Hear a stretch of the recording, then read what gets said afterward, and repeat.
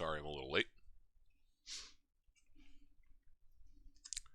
We are going to be playing something a little on the spicy side today, as you can see. This is basically a mono-red, sort of a ramp deck. It's not the best at ramping, and we're not playing anything like Iron Crag Feat. But we basically have 8 Mind Stone effects between actual Mind Stone and Guardian Idol. The creature mode of this is not super relevant most of the time. It's the fact that it's a 2 mana mana source that we can add to the battlefield to get us from 2 to 4,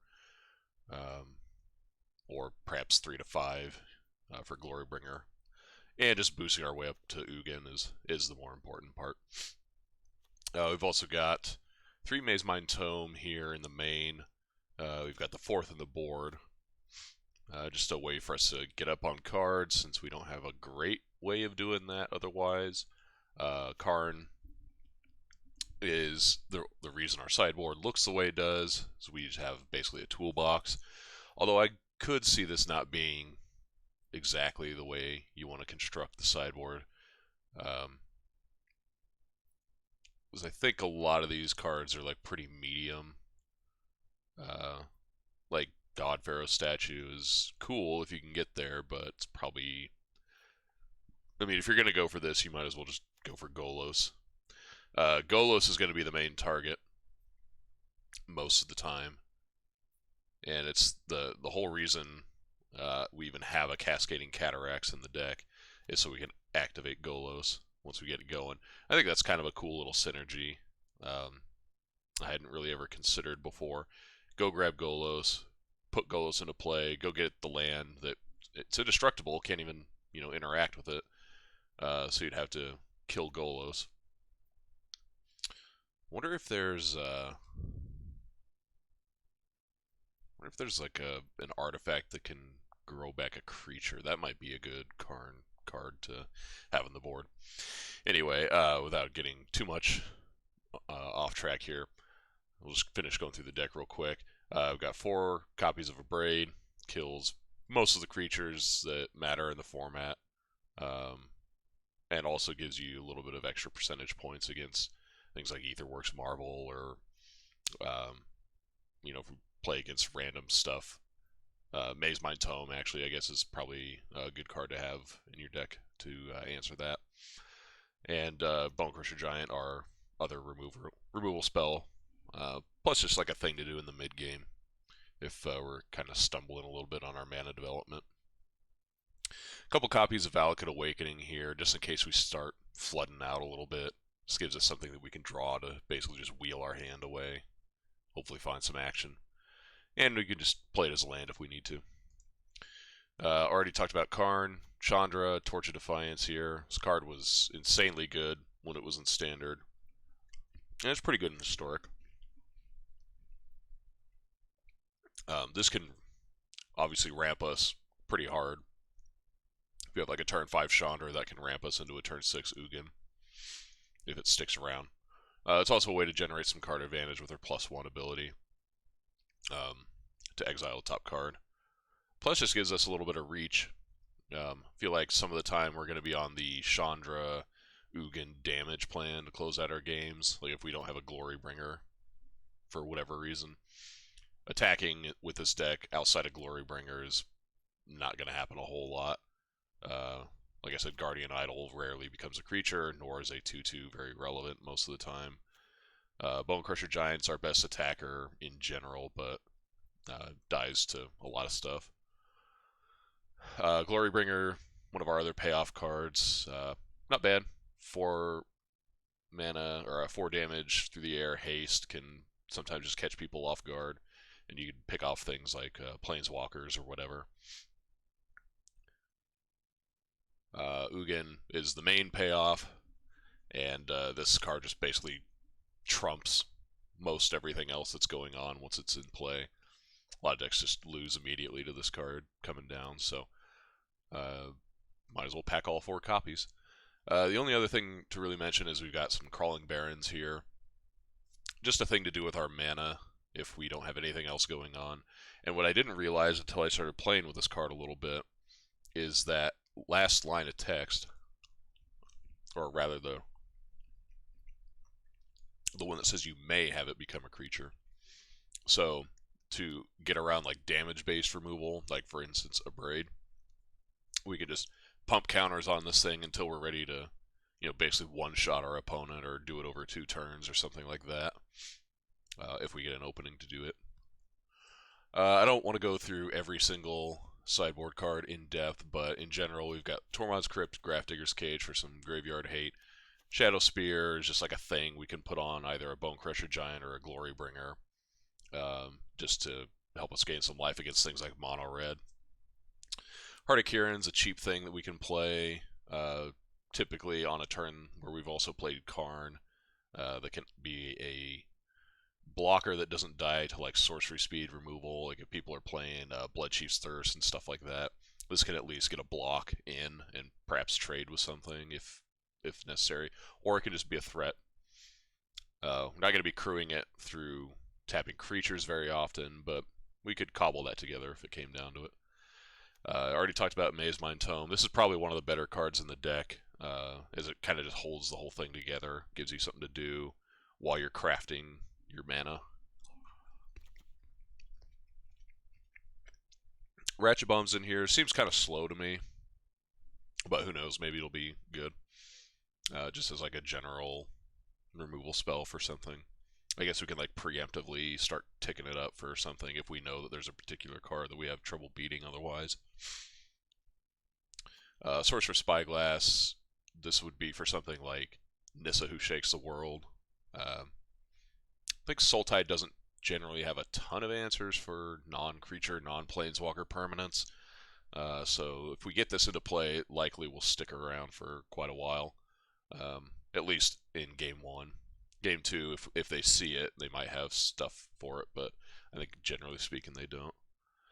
Sculpting Steel, this one feels kind of an odd call to me, but I guess if we want to double down on,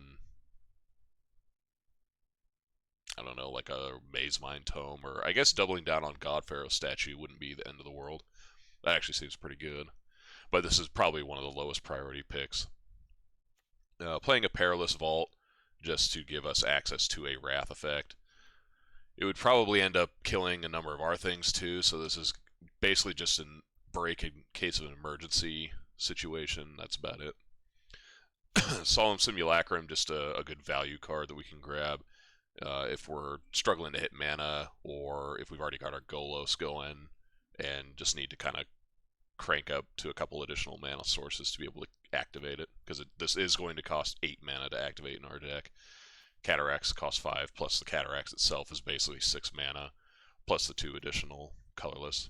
So it's a mana intensive play. Occasionally we might need the help of Solemn to get there.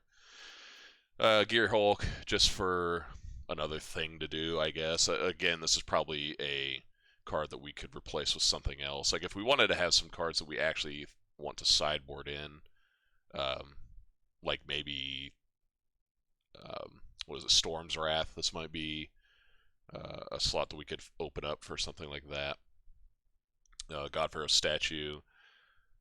Not a whole lot of things I can see this being like targeted for, but it's just a thing you can bring in to kind of ice the game if you're in a winning position. Like if you're worried about them bringing in their own Ugins or something like that, this can buy you quite a bit of time if you're in that position. Platinum Angel, some decks just don't have a way to remove this and can't beat it. Not many, but it can also just be a thing to buy you some time. Even if they do have ways to kill it, they might not have it immediately, and this can, give you a few extra draws to get some action going and close the game out before that happens. And finally, Stonecoil Serpent, just a thing to dump your mana into that probably not as great these days in the world of Fatal Push. This is also a card I could probably see opening up for some other effect. I don't know what else I would want to play. Like, we don't need artifact removal on the sideboard because we've already got a Braid here. But I think probably And I mean, we're playing mono red. Our options are kind of limited. I think probably I would consider some sort of Wrath effect, whether it's uh, Storm's Wrath itself or some 2 damage, 3 mana variant, like the instant one that kills, you know, things that aren't pirates and whatever. So there's some kind of weird stuff. But anyway, that's what we're trying today. Let's get into it. Ladder's reset since the last time I streamed Arena, so we're gonna have to grind our way out of gold again.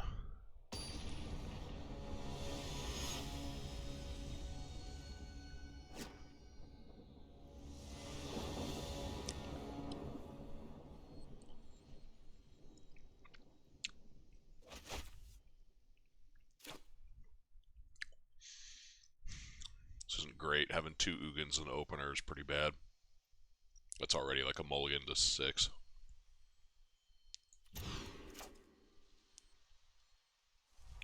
This is better, but not by much.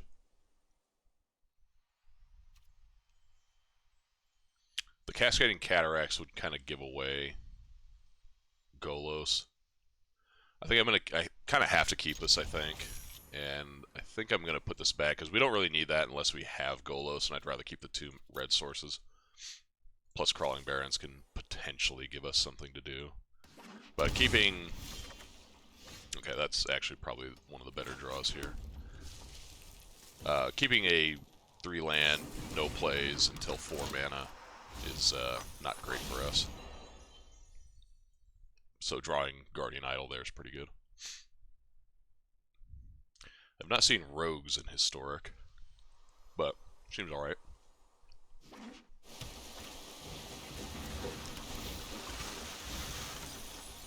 Okay.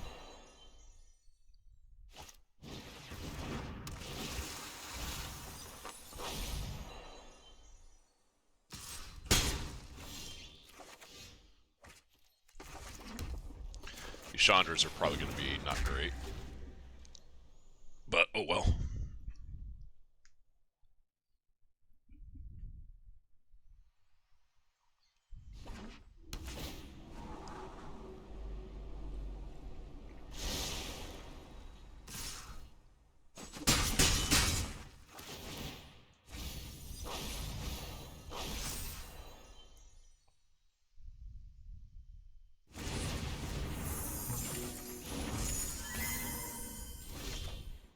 That's a pretty good draw.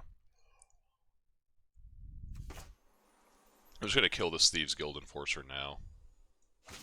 Just try and save our life total.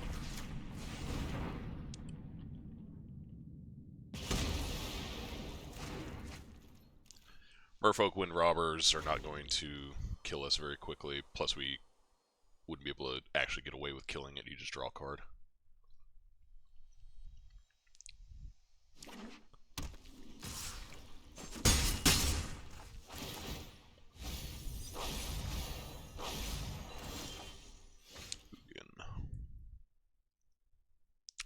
So he wants to play Brazen Borrower here. If I play Chandra, tick it up to do damn. I guess if I resolve Chandra, I could tick it up, play Guardian Idol, and then he's got 5 damage. So that doesn't seem great.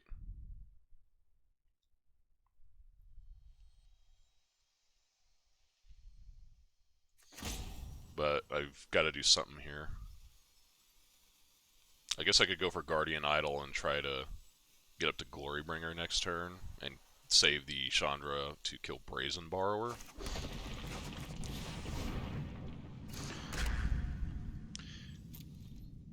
Really need... oh, that's going to be annoying. Really need Bone Crusher Giant.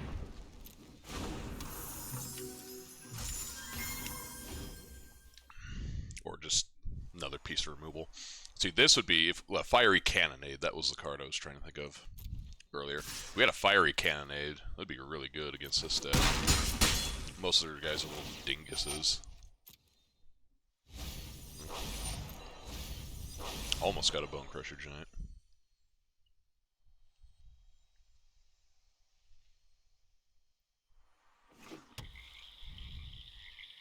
I wonder if this is an Agadeem's Awakening deck in Historic. I would guess so, but you never know. Valakut Awakening is interesting.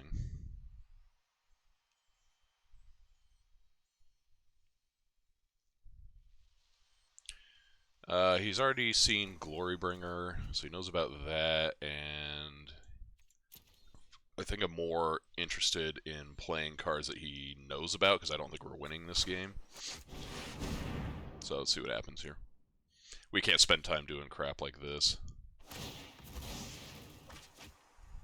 Well, he doesn't have it yet, I'm assuming.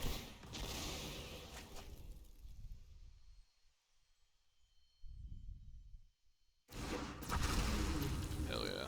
So you have to be a little careful with the exert creatures. You can't hit attack all. You do have to specifically click on it and exert it. Okay. Well, him not having anything there is pretty surprising, to be honest. I wonder if he's got like Blood Chief's Thirst or something here. We got him to throw his entire board position away. So that's nice.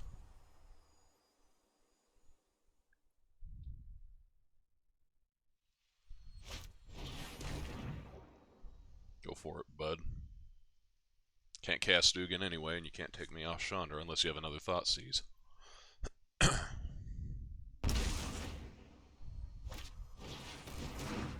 Sweet.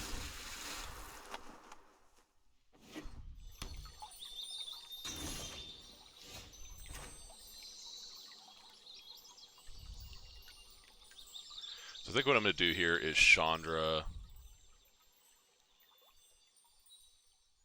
Just tick it up and put the mana into a Crawling Barrens activation.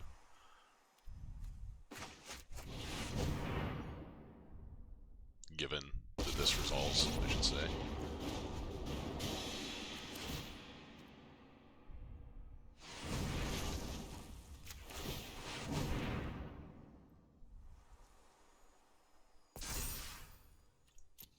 Not going to make it a creature, don't want it to die at a fatal push. He knows we have Ugin. We've got to work our way up to it anyway, and it's not like he's playing like Mind Rot or some crap like that. That, you know, we could pad our hand and not risk discarding the Ugin too.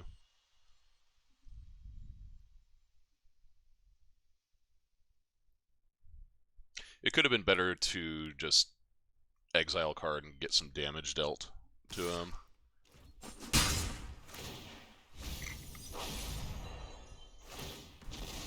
Oh, he's really trying to find something. 2, 3, 4, 5, 6, 7. If we draw a land, that would be ideal, because I'd prefer to not have to use a Chandra for mana. Well, we kind of drew a land.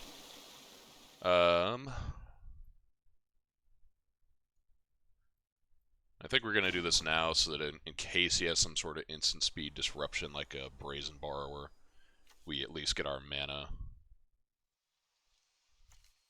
1, 2, 3, 4, 5, 6, 7. Yeah, we just got to go for it. There's like no future in not casting this Ugin. Wow. Just sticks, huh? Alright. Now we can just attack here, it's whatever. Not worried about Chandra or taking damage at this point. I am going to save this Valakut Awakening, I believe.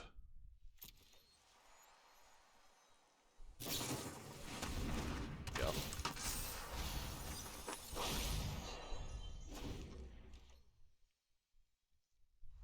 Alright, so now he's got to make a choice, because he can't kill me. Alright, well, that was that. I guess he had to answer 2 of our permanents. Honestly, I'm a little surprised we we managed to win that one. Okay, so what do we want to do here? I don't think we're bringing in anything, to be honest.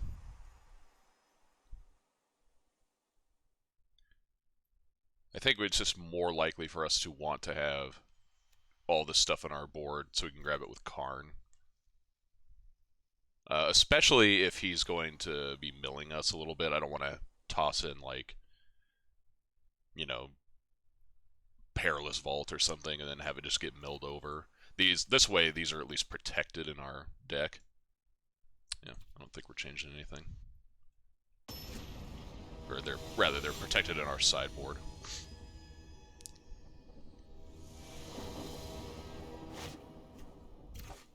Well, this is an easy mulligan.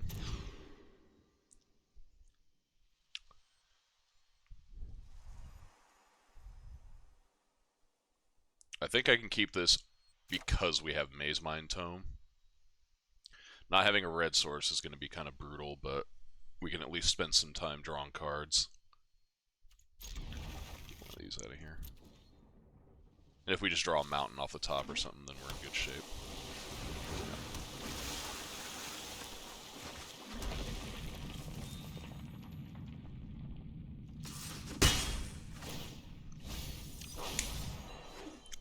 Drat.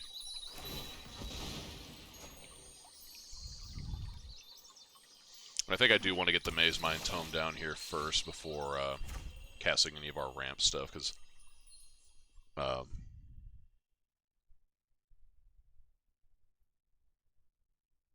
let's see. He didn't have like any counter spells, but he might have like Thoughtseize, so yeah, I need to get this down before he can Thoughtseize me. We could always activate this to scry. Try and hit a land next turn.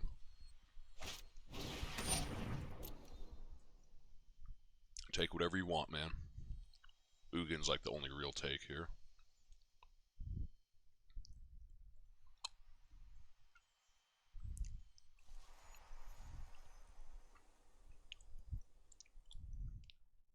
I'm going to scry, and if it's a land, then we can get away with playing like Mind Stone next turn. Assuming he doesn't take it here.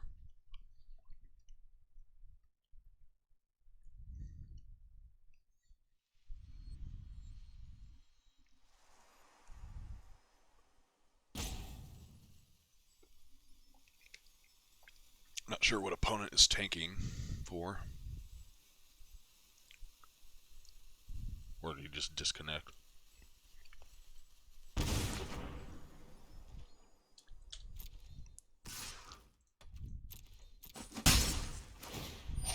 Yep.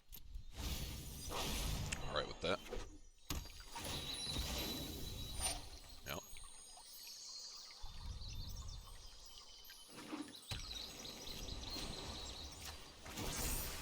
Oh, my god. Hell yeah. So, I'm gonna play this before I show them we have a land, in case he has like a Spell Pierce or something stupid. Cool. So now we're in good shape. The only thing that's gonna suck is if we draw like Chandra now, before we get our second red.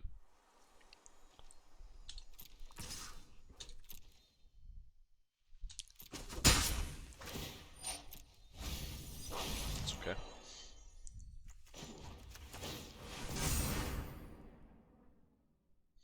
And now we can hold up a Braid and draw cards, which is nice.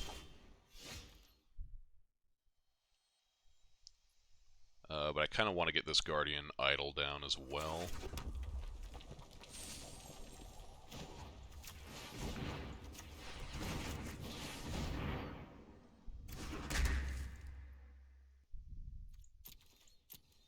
Not too worried about Merfolk Windrobber, not going to spend a Braid on it. If he plays like Brazen Borrower here... Well, you can't play it right now. Let's just go ahead. You know what, I could just throw this. Get this this Mind Stone out of here. That would actually kill the Brazen Borrower. We're not really ramping into anything. I'm okay with that.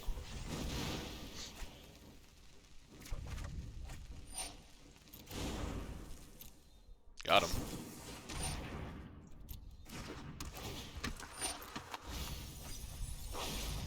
milling all of our 4-mana stuff, which is kind of what I want to be drawing right now. Not going to activate the tome with a scry. I want to save that to be able to actually draw cards now. Because we're going to need to try and crank out a little bit more of a long game at this point.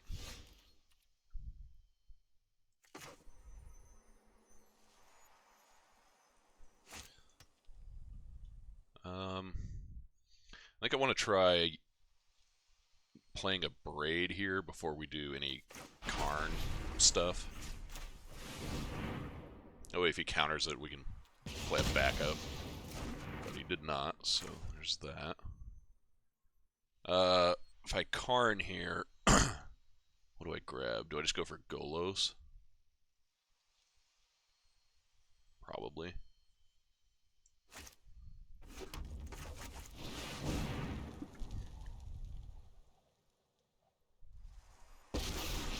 I'm really surprised this guy is just letting us have all this stuff. Pretty shocked, honestly. Like, this might be a situation where going with God Pharaoh's statue is actually pretty good. But I feel like I'm going to lose this Karn next turn. So I think what I'm going to do is I'm going to go for Golos. He hasn't really shown much of an ability to be able to kill creatures. Plus, like, the only creatures we've shown him are the dragon and the giant. Just go for Golos. So what I was going to start saying there is, if this Karn lives, like if he doesn't play a Brazen Borrower or Thieves Guild Enforcer or something here, then I will, then I would go for God Pharaoh's Gift next turn instead. But if we're only getting one card out of it, I want it to be Golos. Man, I do not understand what this guy is doing. Could have at least gotten a damage out of that Wind Robber. Yeah.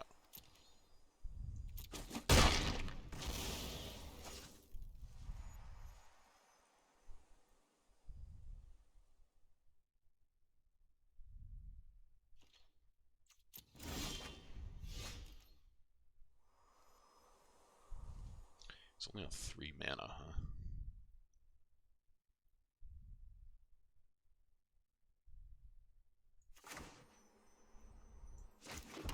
Let's try it. Worst case scenario doesn't resolve and we can still just kill this Brazen Borrower. Got enough mountains, I'm just going to grab another Crawling Barrens here.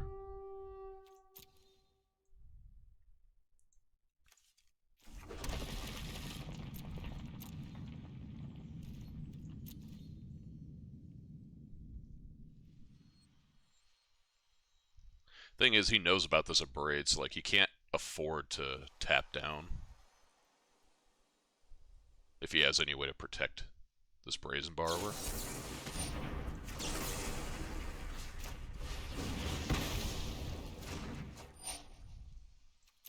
Why didn't he counter that? You have more than enough cards.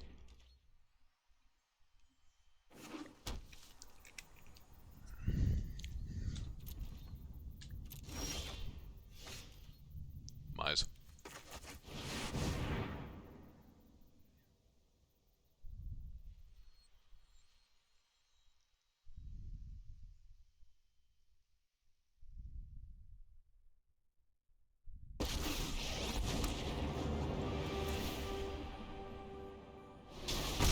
I'm going to hold this mountain because it's unimportant for doing anything right now. Also, if we draw Valakut Restoration or whatever the hell it's called, then I want to be able to have stuff to pitch to it. So he's basically got... Alright, no. Was not expecting Murderous Rider, that's for sure. Plus he might like Thoughtseize us and waste his time if we have a card in hand. LOL.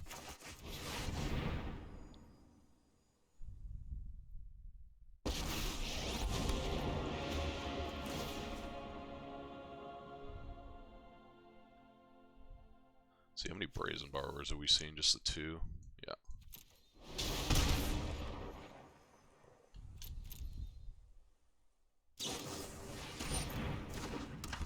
Must have some way to kill this Ugin, or else we probably wouldn't be committing a thing that dies to it.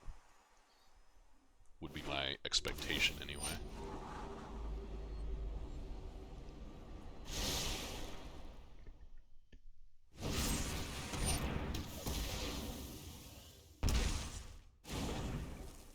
Well, we finally drew some interaction.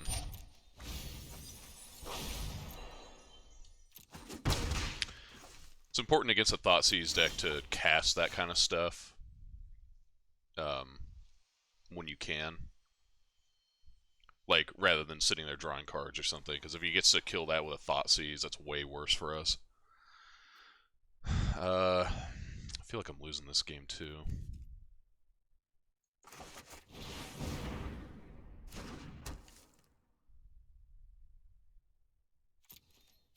I'll cast the Mind Stone there because it's essentially a redraw.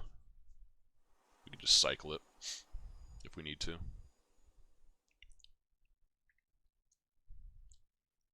Also not activating the Maze Mind Tome right now. Cling to Dust. Okay. Kind of odd that he chose Karn out of all of those. Because if we hit something that we can't cast or don't want to cast, I don't want to open it up to Thoughtseize. Like if we hit our last Ugin, for example, I wouldn't be able to cast it here. 2, 3, 4, 5, 6.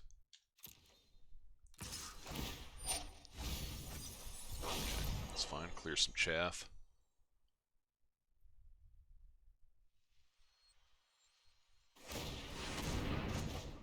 Yeah, this game's over.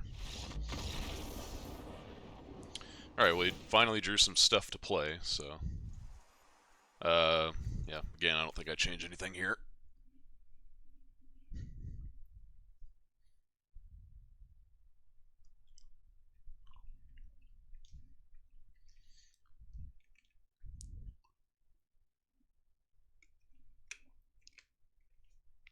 Hopefully we get to keep a 7-card hand this time.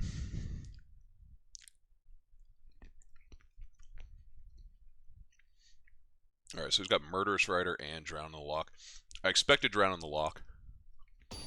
Really don't know why he let us have the Golos to get the land.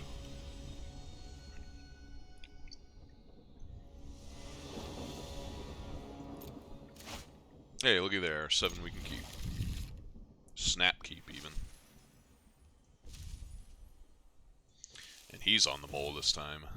Nice.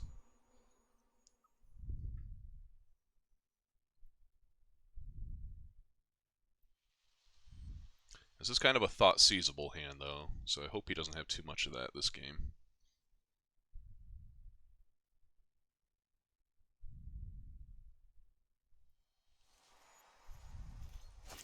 Hopefully he's just on his, like, Merfolk Windrobber bullshit. Again. And we can just blow him the hell up.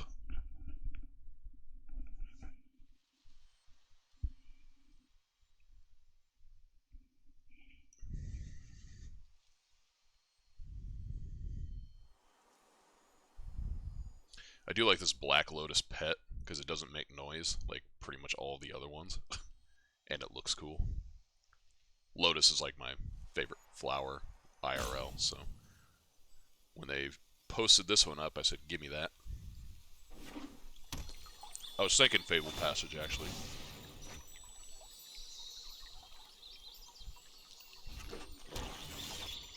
Alright, he's going to try and Thoughtseize this next turn.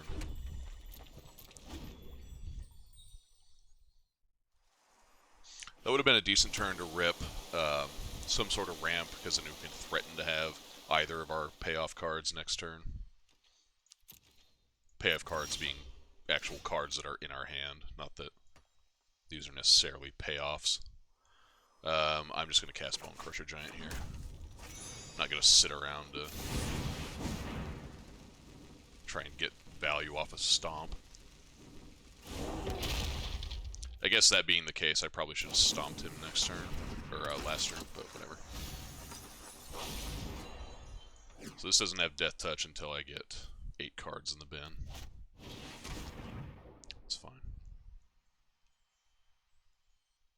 Probably take Chandra would be my guess. Chandra kills his Thieves Guild Enforcer. Doesn't do it. Okay. Does he have Drown on the lock?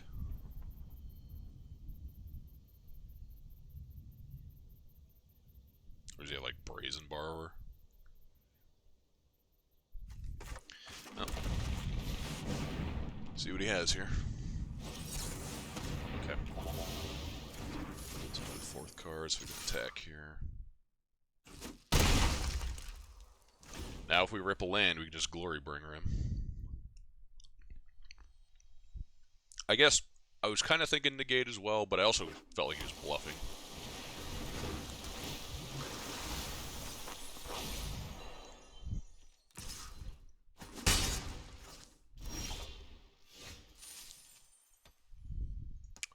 Might have Murderous Rider. Whatever. If he has it, he has it.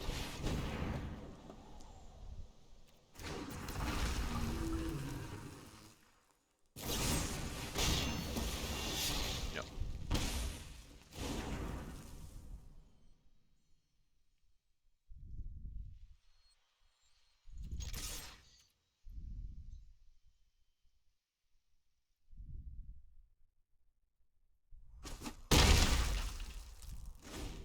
I think I'm going to basically need to use this Bone Crusher Giant.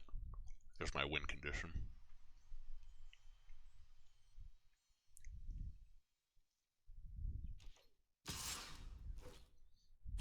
He's planning on blocking, huh? That's a fine mill.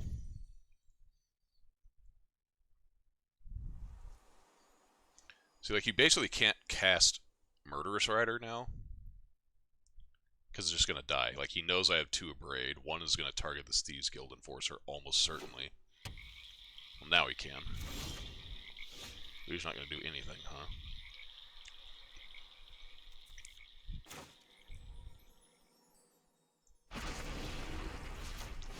See if we can clear the way. He's only got 1 card in hand, so... Just sack it. Yeah.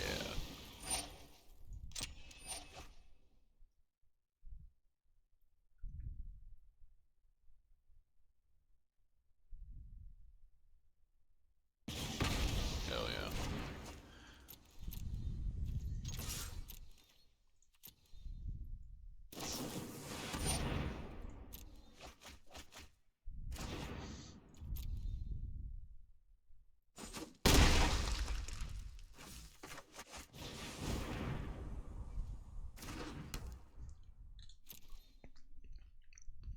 Just gotta do something now.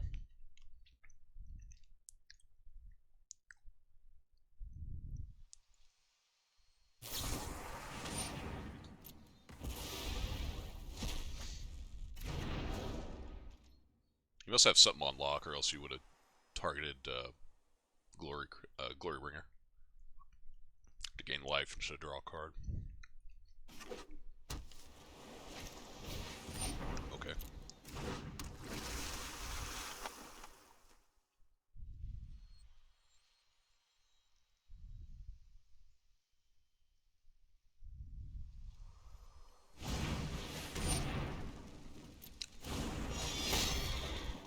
Yep. 2, 3, 4, 5, 6.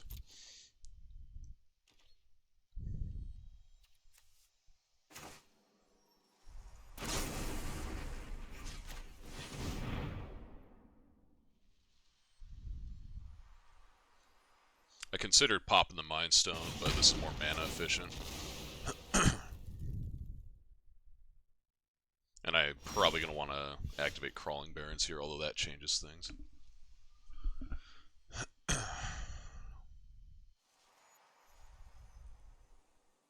If I play Karn, what do I get?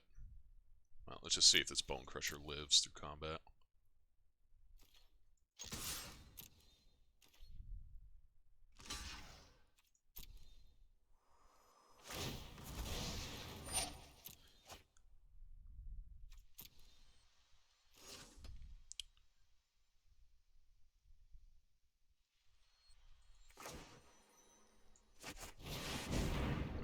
against a Thoughtseize deck, you want to just cast the stuff as you get it.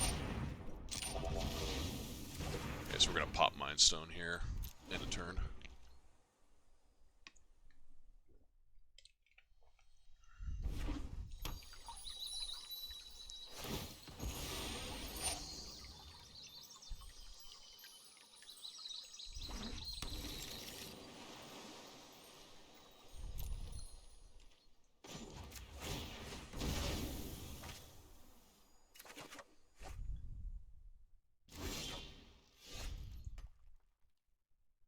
That's pretty good.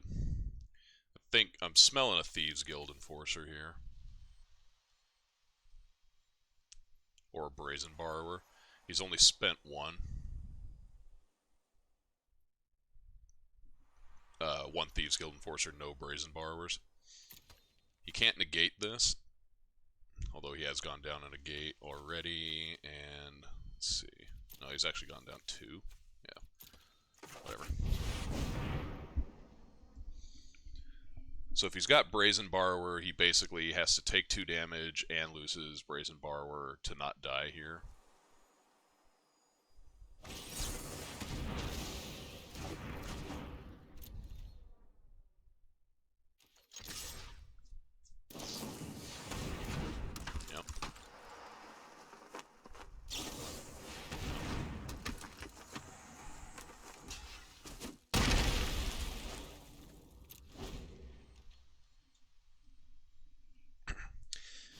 If he ever casts Thoughtseize, then he has to worry about this Crawling Baron just killing him in one shot. So he can't really afford to do that. And he's only got 1 card in hand anyway.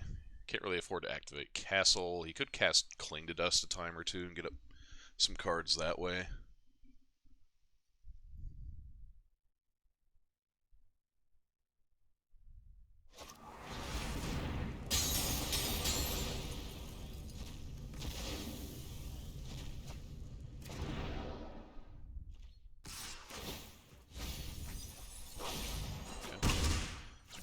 For us. Ooh, there's a card. Let's see if we can get in with his Crawling Barons and see what happens.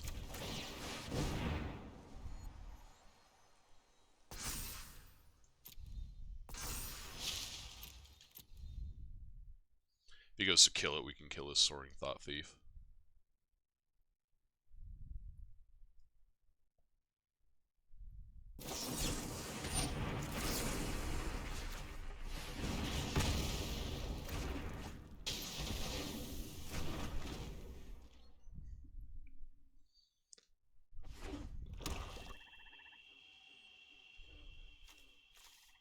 So you can cast that once.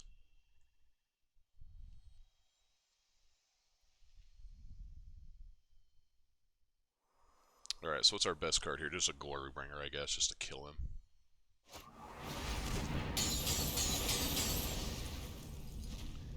He is, like, not respecting that threat at all. 3 Glorybringers down, I guess that's reasonable then.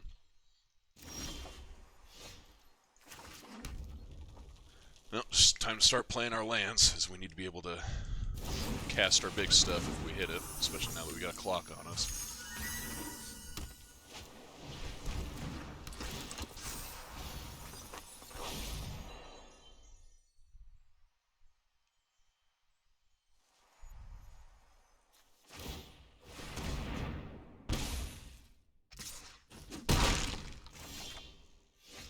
That's reasonable.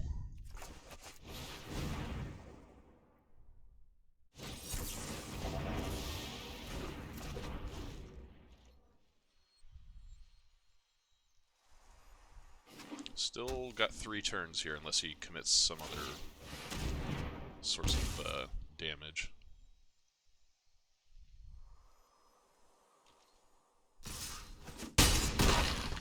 Please draw like Bone Crusher Giant or Chandra here. That's a thing, I suppose.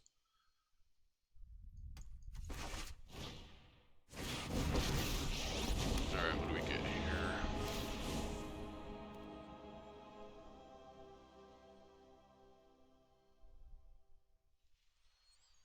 We've got 6 mana.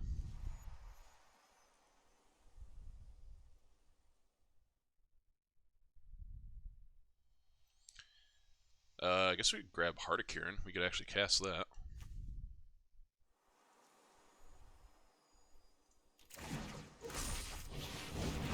And I assume Karn would have gotten countered if he had a counter spell, so I feel reasonably safe that this will work.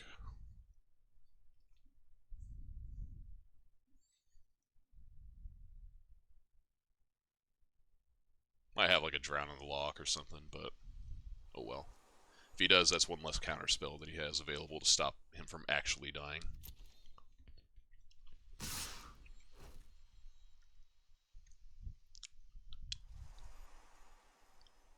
The hell, man, these grapes have like fucking seeds in them. Well, since he's going to die anyway, might as well see if we can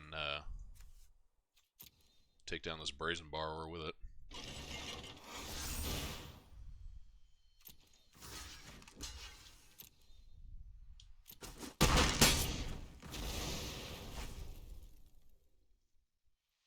Now, if I draw another Planeswalker or something like that, then I'll have the Thieves Guild Enforcer checked off as well. Cataracts, okay.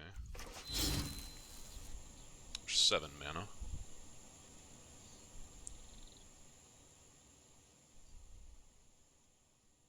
Plus, now, like, Bone Crusher Giant, if it, for some reason, doesn't go upstairs, would just kill him. So, he's taken Cling to Dust life gain off the table, which is good. That's, like, the one thing he could have done to stop us from just ripping a 2-damage source to kill him here. Whether that's Chandra or Bone Crusher Giant.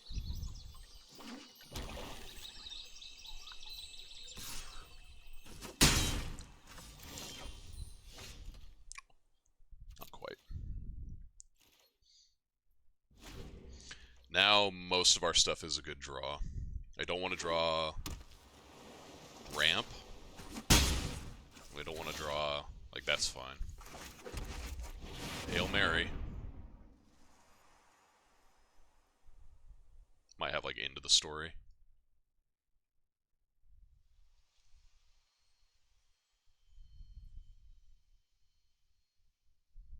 Got him dead on 2 counts, actually. Ugin and the Heart of Kieran. I think we got him. I don't think he has it. He can't cast Cling to Dust because he doesn't have enough cards in his bin.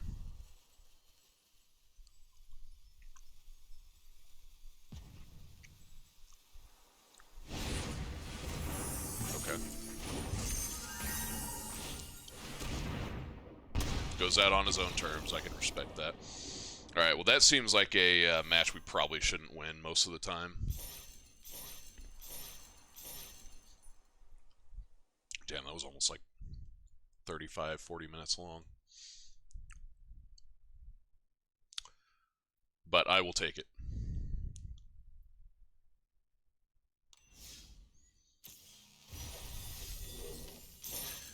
Got some goodies. Laggy goodies.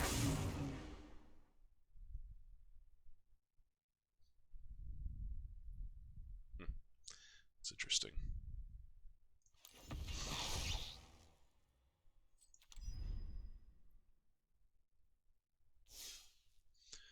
Let's see. So now I can get Agadeem's Awakening or Seagate Restoration. I haven't been doing it much lately, but I think I am still more likely to play an Agadeem's Awakening deck than I am a Seagate Restoration deck. All the control decks in Standard aren't playing this card. There might be like one copy, but typically an Agadeem's Awakening deck is the go-to pick.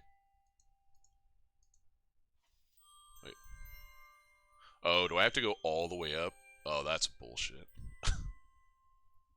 Son of a bitch.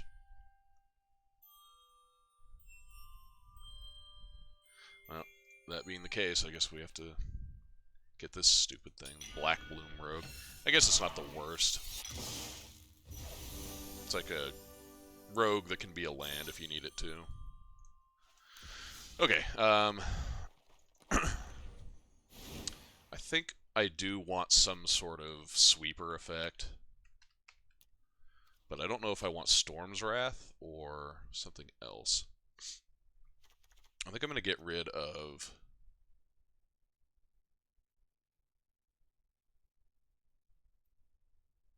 I just think, in a world of Fatal Push, this is not ever going to do anything. Like, Fatal Push and Abrade. Abrade's in, like, all the red decks. Fatal Push is in all the black decks. There's also, like, people playing, like, Baffling End and crap that, like, just don't care about this card, so that's out. I think I'm going to take this Sculpting Steel out. I just don't see any reason why we would need this. Like, I guess we could double up on Spyglass as well, or, like, Ratchet Bomb, but, like, in those situations, we're already getting to be pretty far ahead. So it gives us 2 slots.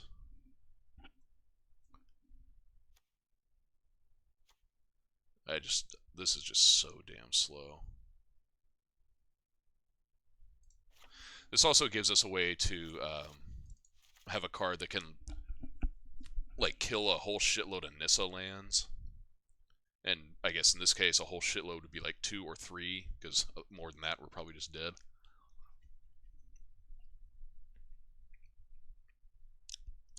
And possibly even kill the Nissa if we can sneak in a couple other points through like a Bone Crusher Giant or I guess a Guardian Idol. That seems pretty unlikely. Basically just Bone Crusher Giant, but it at least, like, cleans up their mana and gives us a chance to stage a comeback. Plus, this is just good against all the, like, creature decks that might be running around.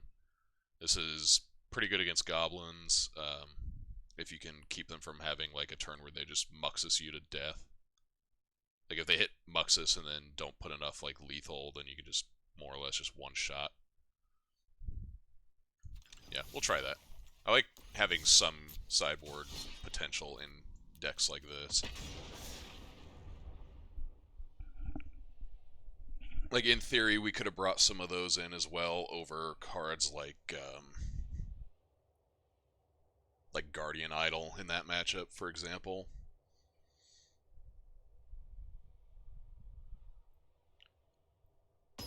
Because against those decks that are, like, counter spells and one-for-one removal type things, I don't want to be drawing a ton of this kind of card when we need to be drawing more of, like, this, or, this. Just more action. Like, more things that they care about. Okay, I'm really glad we put Storm's Wrath on our board.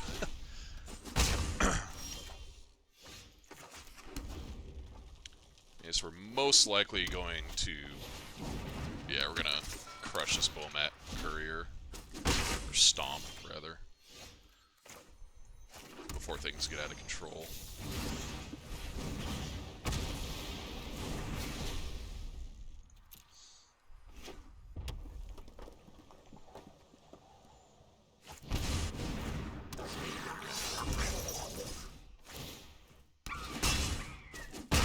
More incentivized to kill the Chain Whirler here. Since if he has a backup copy of Carry Zev, then he doesn't get to cast it, whereas a backup Chain Whirler he's likely to cast anyway. Really wish this were a Mind Stone. That's alright. I don't think there's any pump spells or anything like that, outside of, like, Ember Cleave.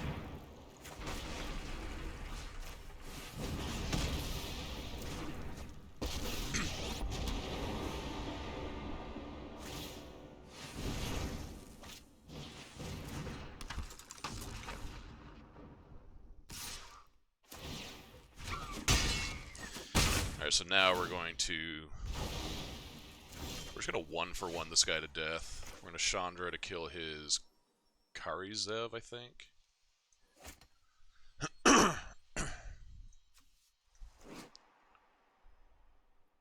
So the monkey can't attack Chandra, but he can potentially get in on a couple against the Soulscar Mage.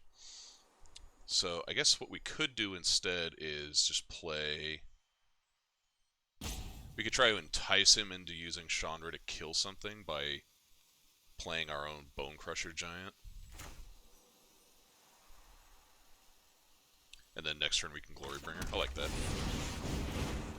That's better than Chandra to kill one thing and then die.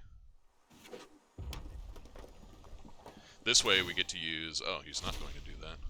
Alright, well. Of course.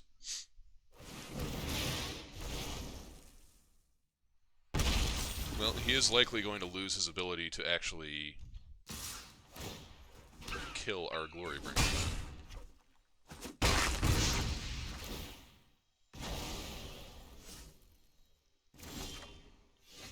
Alright, so... Glorybringer, we're going to exert to kill Karizev, attack Chandra. This is going to be super close. I don't think we're winning this one. Next turn we can Karn to get Shadow Spear. We're not going to have enough mana to equip it, though. That's a problem.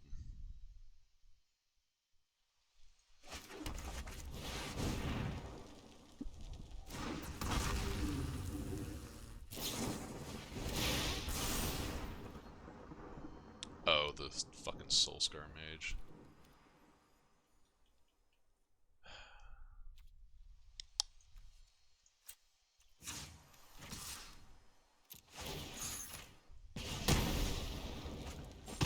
I was like, wait a minute, why is this thing small? Forgot with Soulscar Mage out, that's how damage works. Light up the stage, that's pretty good.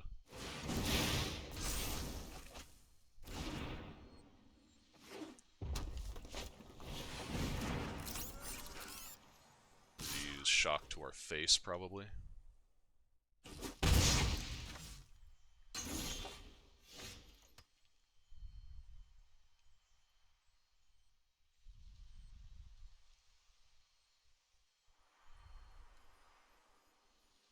Yeah, there's no way out of this. I'm just gonna call it.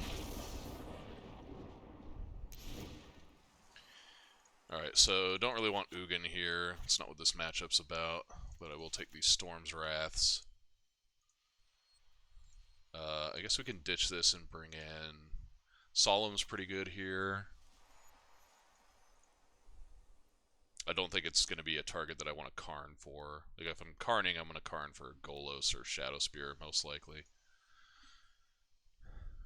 I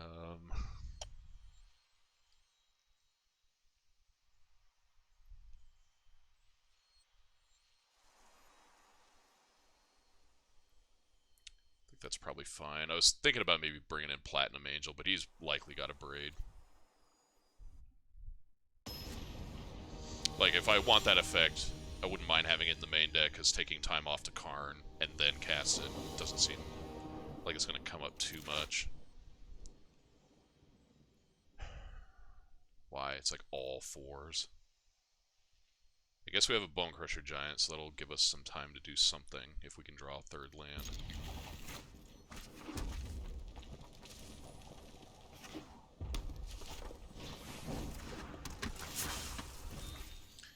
Okay, I'm going to do this now before he can do anything to disrupt it, I think.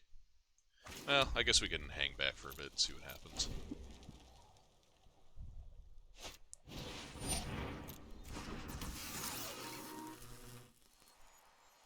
I'm gonna stomp the courier after it gets a card.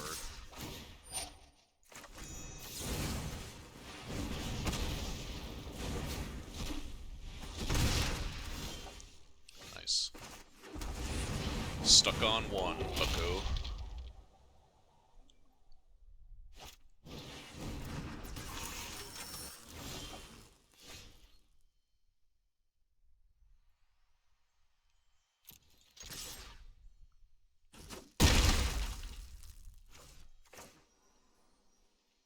I'm just going to Karn for Shadow Spear, I think.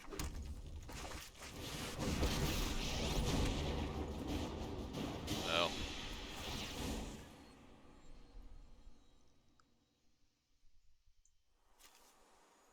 Guess I could get Gear Hulk here. Gear Hulk's not bad. Golos is probably just better. This will be a thing that's hard for him to kill on 1 mana.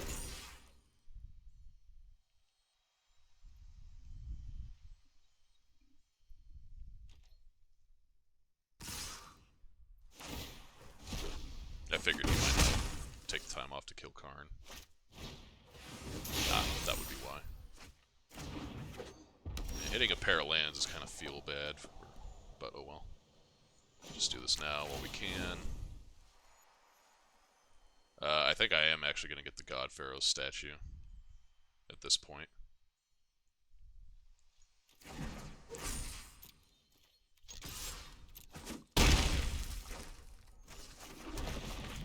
So I'll have the mana to cast it next turn.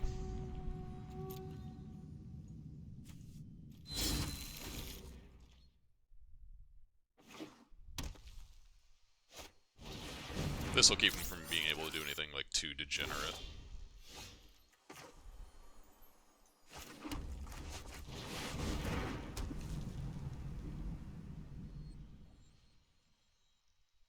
Is this all damage or just combat damage? Non-combat damage, okay. Well, you can't cast anything now, so...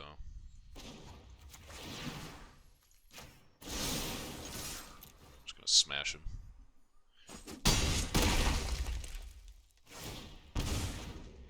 Not worried about him, like, having a removal spell for this God Pharaoh statue. If he's gonna do it, it's gonna be in a parade, and it doesn't matter either way. Alright. That ended up working. Mostly because you got stuck on 1 mana for a little while. But hey, a win's a win.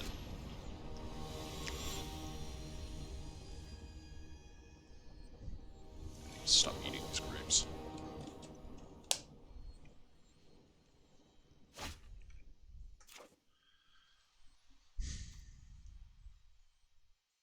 Reasonable.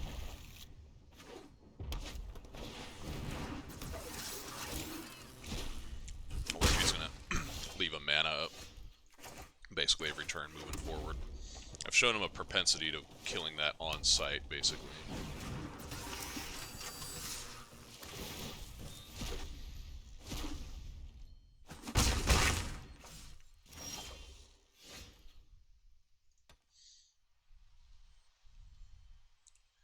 I guess I'm going to take the turn off to ramp here. So I want to set us up for the opportunity to be able to draw land and go Chandra a Braid.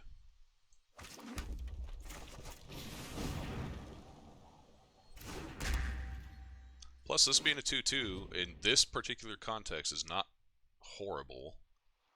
Might be able to check these Bomat Couriers. There's confirmation that he does indeed have a Braid. If we draw a land here, it would be nice as well. Okay, perfect. So now we can Mind Stone and a Braid. It's a Bomat Courier with 3 cards under it.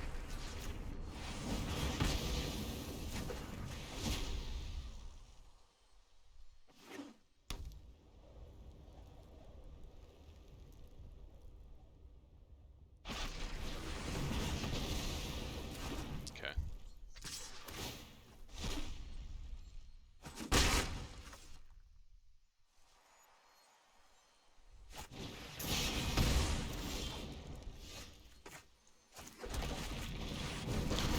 This leaves Chandra open to being killed by a lot of stuff, but I'd rather him not be able to Ancestral Recall us off the Bomat Courier. Yeah, that's fine. Yep.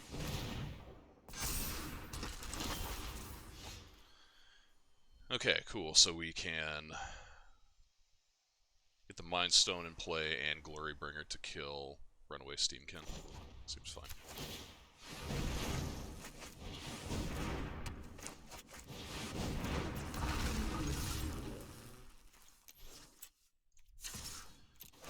Fucking exert, man. And we have this other Glorybringer on lock, so... Let's go for it.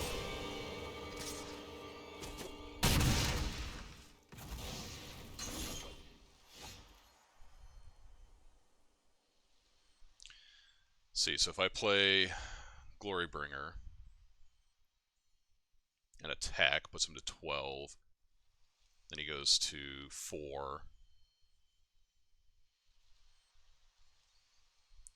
And I'm on 2-turn clock. Even if I kill the Soulscar Mage, so there's no point in... I guess I can block with Crawling Barrens next turn.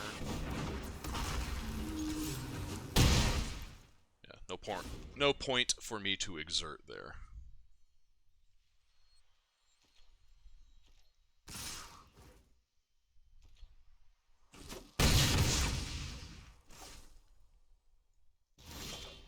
Ooh, Bone Crusher Giant's a great draw.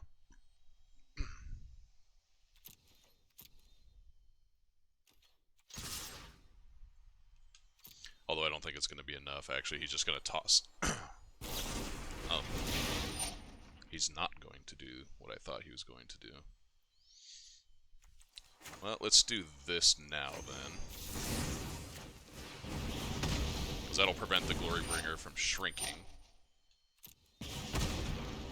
He'll take 8 to the dome piece. We'll play Bone Crusher and hope he doesn't rip a way to remove it.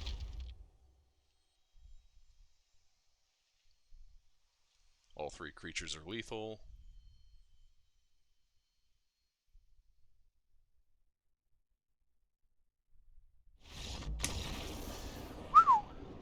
Winning these matches by the skin of my teeth.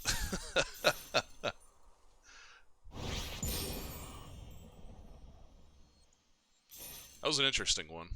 I was kind of wondering how the mono-red matchup was. The deck's...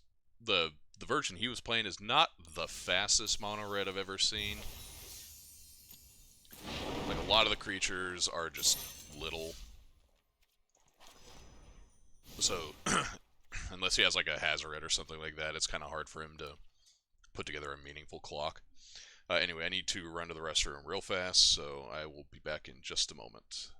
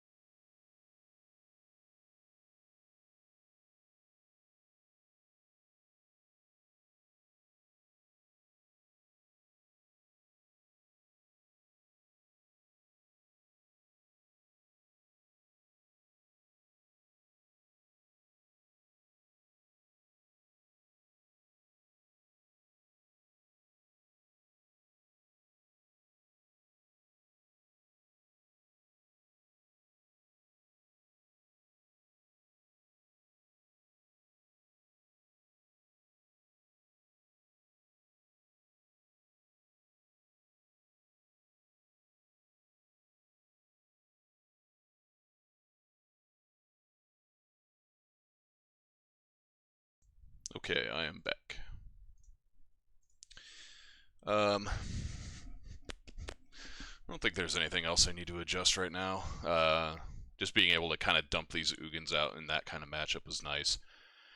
Even if Storm's Wrath is perhaps a little bit of a non-bow with what we're trying to do, aka like establish a little bit of a board presence with these kind of cards. We're in control of how that plays out, so we can either craft a game plan around Storm's Wrath and save it for break in case of an emergency, Or we can do what we did and play these cards and leverage an advantage on the board. But not having 8 mana cards to draw in a matchup like that is pretty nice. Because these cards are castable. This often is not going to be castable before you're dead. Anyway, we got enough time for 1, maybe 2 more, depending on how fast these go.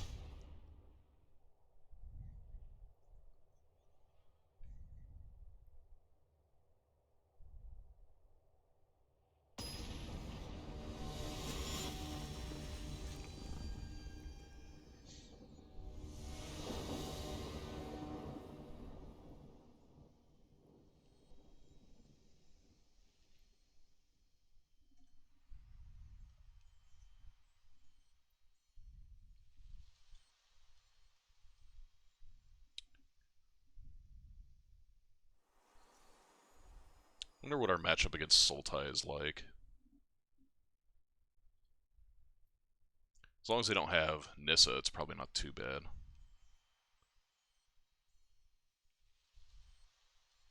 Got relatively decent card advantage for a mono red deck. And we have Ugins. This is not an exciting hand, but we'll keep it basically because we have this as a turn 1 tap land. A blue deck. I think we're probably not going to cast this at any point, so.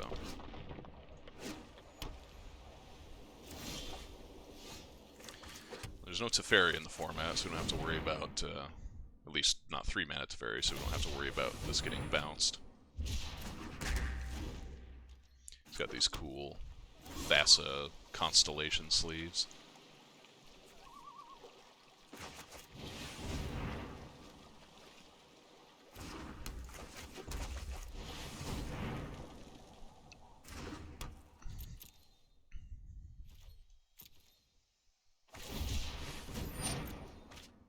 Wonder if he's flooded or just thinking he needs to find ways to interact with us.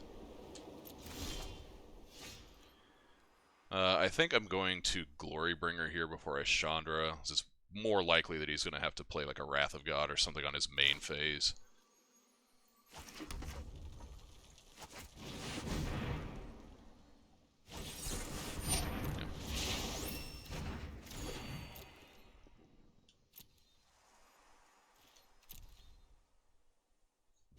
Kind of expected that, to be honest.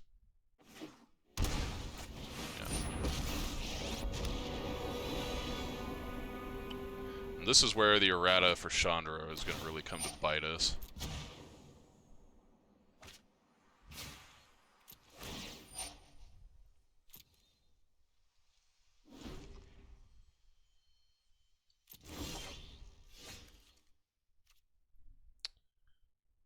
I think we just have to go for it. I don't think there's any future in allowing this Teferi to stick around. And if he doesn't have a counterspell, nice.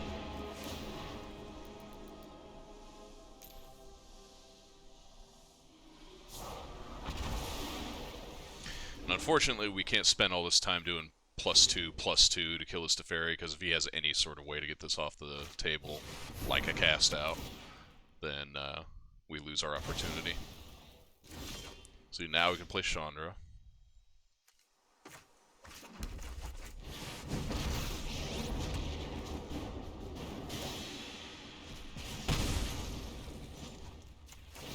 Get in there, Guardian Idol.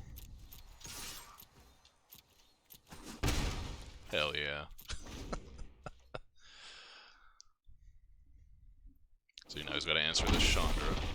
That's a good sign for us. He's actually casting that as a, or playing that as a land and not as 2 angels.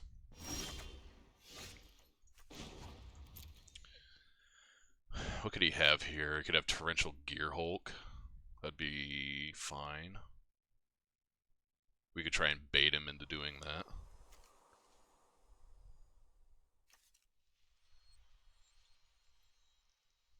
Five, 6, 7, 8. So if we flip Ugin, we can cast it.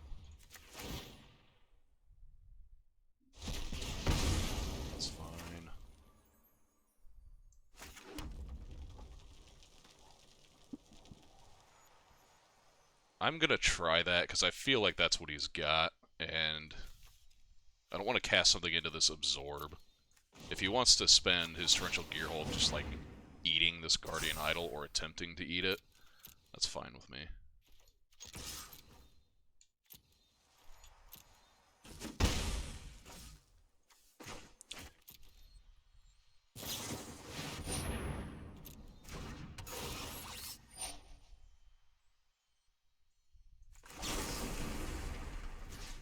Let's see. I guess we can do it now, because you can't actually absorb it.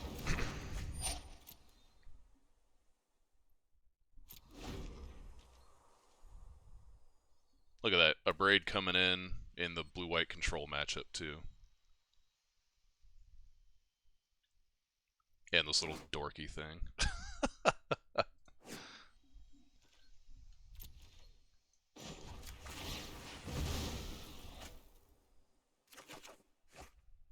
Cool. Alright, well. He has to deal with the Chandra now. Wow, he's gonna do that.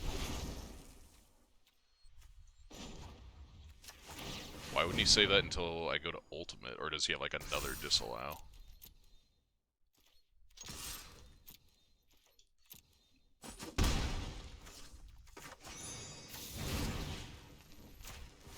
I'm doing this because this will force some sort of action on his part.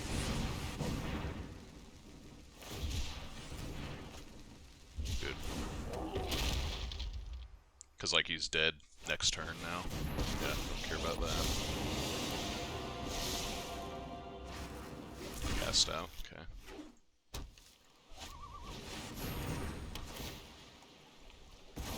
Okay, so he's dead.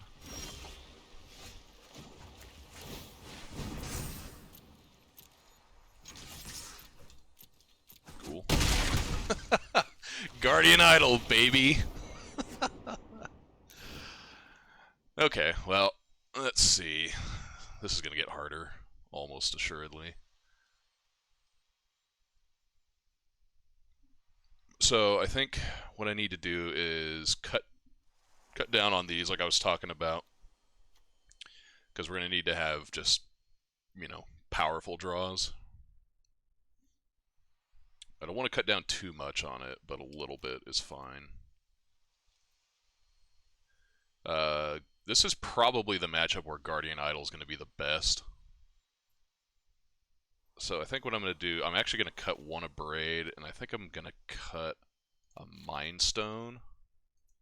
I'm going to bring in the other Maze Mind Tome, because it's pretty unlikely that Karn is going to resolve too much in this matchup. So I'm going to bring that in, and I'm also going to bring in the Sorceress Spyglass. Again, assuming that Karn is pretty unlikely to live.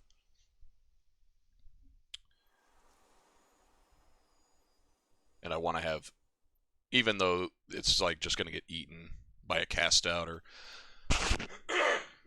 something like that, I do want to have a card in the deck that can stop a Teferi for a few turns at least, hopefully. I want to keep all these Guardian Idols because I want to be able to manage like Narset and crap like that a little bit, not just let him have like free reign. Plus this can sort of pressure a Teferi. Like, if we play something like a Chandra or Karn and he has a Teferi in play, just lets it resolve with the intent of bouncing it, then we can punish him by killing his Teferi on the following turn or something like that, hopefully.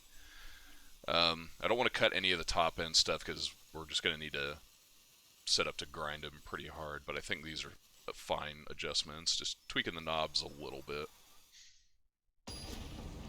If Karn resolves, we're almost certainly just going straight to Golos most of the time, so I'm not worried about having like the Sorcerer's Spyglass in our deck and not in the board.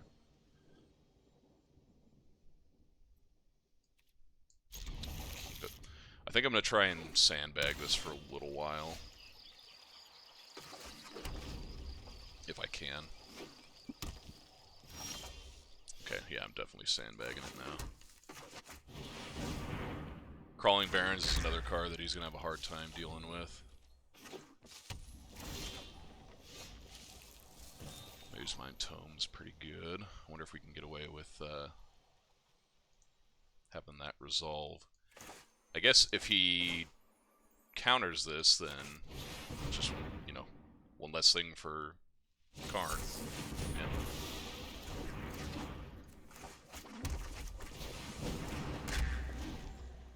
Maze Mind Tome is pretty good against him, so certainly makes sense that he wants to counter it. So here's what I'm talking about. We are going to play a Karn here, and if he wants to just, like, deal with this with a Teferi, he's not going to be able to do that. This plays around double Censor as well.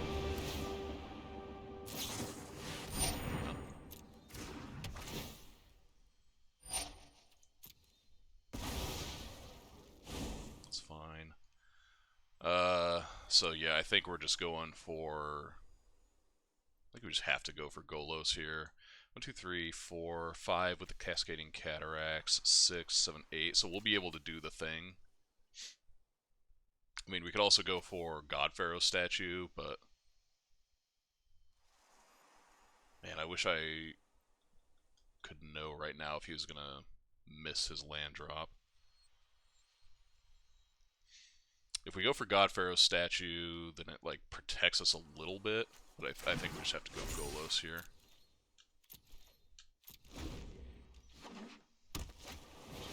Yeah.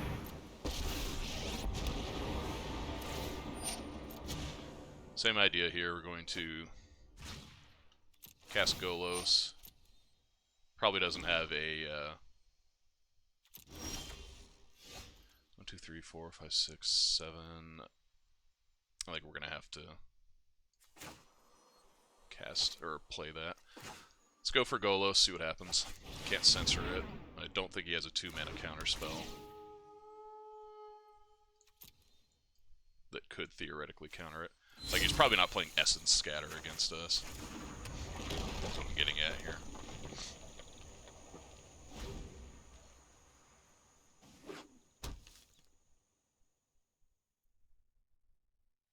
Yeah, you cannot destroy that.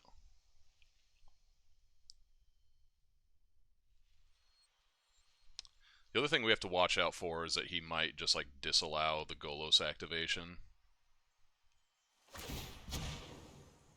So, like basically time walks us. Alright, then. At least we know we don't have to worry about that.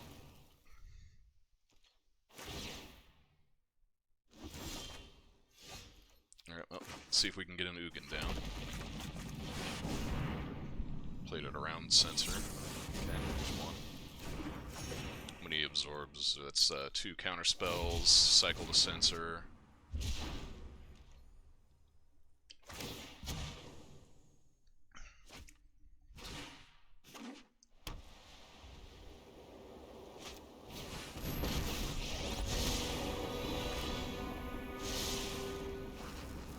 Shark Typhoon, okay.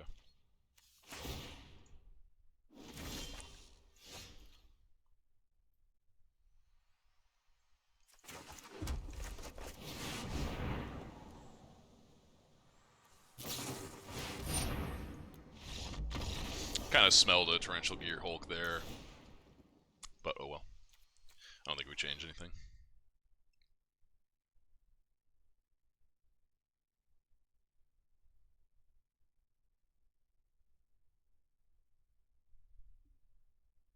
This is just going to be a hard kind of matchup. Just like hard control decks are going to give us fits most of the time.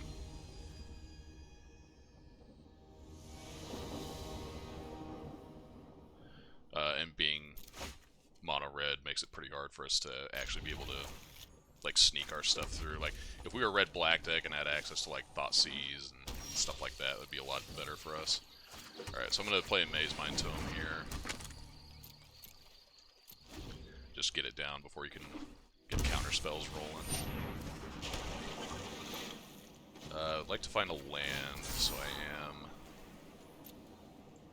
actually going to do this, especially because we have 3 Maze Mind Tomes. I don't need to necessarily get cards off of all of them. There we go. Cool.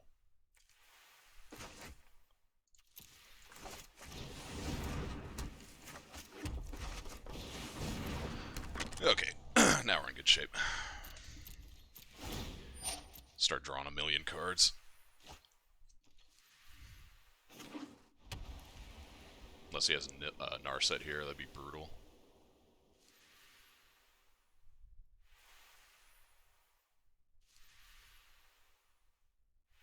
Please no Narset.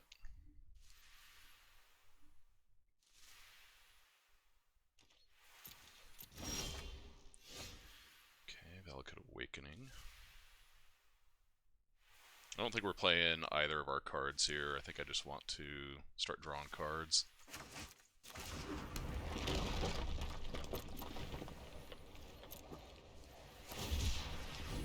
And he's trying to hit land drops.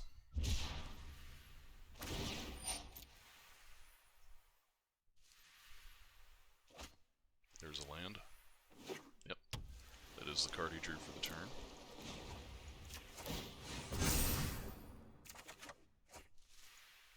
Not a bad draw.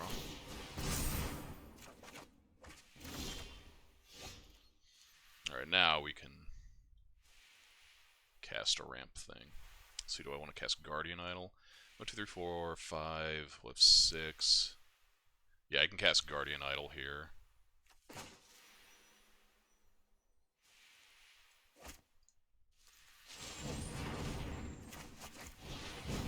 Because this'll slot in fine. We still have 4 mana to start drawing all of our cards off of these tomes.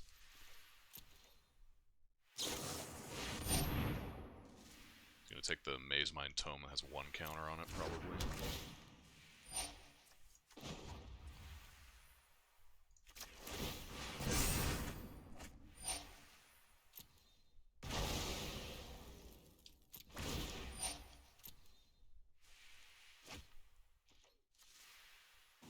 That Search for Escant is a long ways off.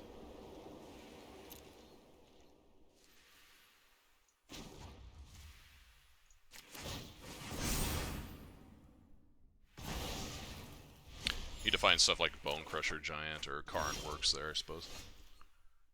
Just need to find stuff to start doing. So, let's see, 1, 2, 3, 4, 5, 6, 7. A little worried about Shark Typhoon.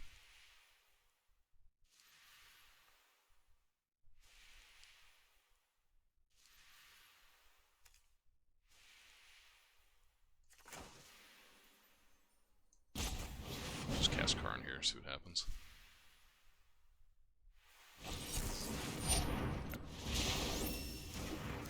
Kind of expected as much. Let's see if we can sneak this other Maze Mind Tome in.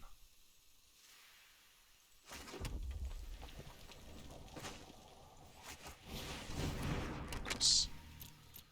Alright. Gonna hold that Mind Stone still. Rather get a card off Maze Mind Tome. Wow, he binned a Dovin's Veto? That's like one of his best cards against us. Oh, holy shit. Just totally fucking derped that.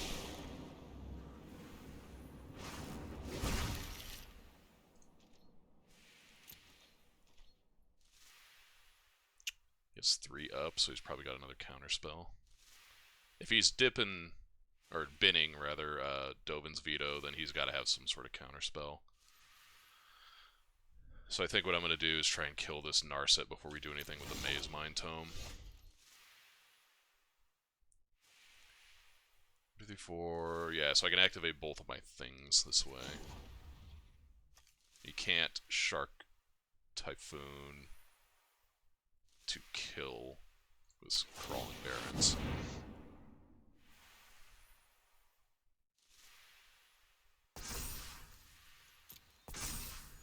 Why did it fucking tap the Guardian Idol? God damn, I hate the auto-typer. Auto-tapper.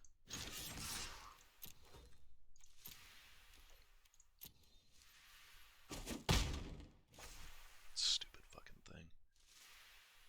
Alright, well now I'll cast Mind Stone, whatever. If he wants to counter this, I really couldn't give a shit.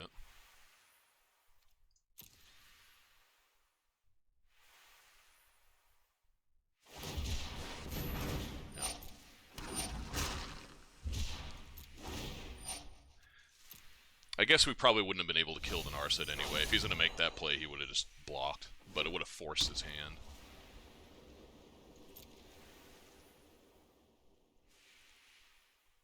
So what has he got now? Like, Torrential Gear Hulk or something? Oh, that works. Let's see. So, 1, 2, 3, 4, 5, 6, 7, 8, 9. Damn, I'm like one short of being able to, like, try to stomp this token and, or, like, stomp Narset. And if he has a counterspell, then follow up with Ugin. Let's do this.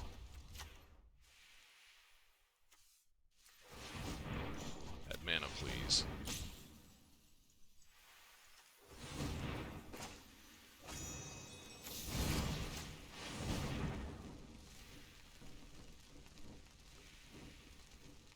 Not worried about his 1/1, but I would like to be able to keep drawing cards. So I kind of just like want to guarantee that this Narset resolves more often than not. Is there a way for us to get Chandra down, kill the shark, and animate Guardian Idol? I need 2 here plus 4. It's close, but we can do it.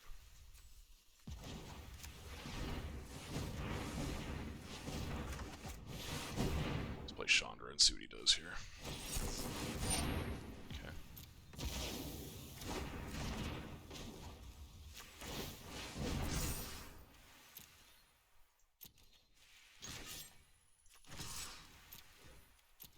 Block with Shark. Alright, so you're just on infinite counter spells. I'm gonna flip this search.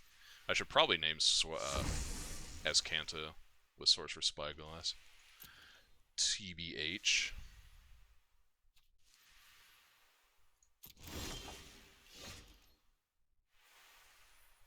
So now I can do that. I can basically like force him to do it. 1, 2, 3, 4, 5, 6, 7, and then I can play Ugin if he like taps out.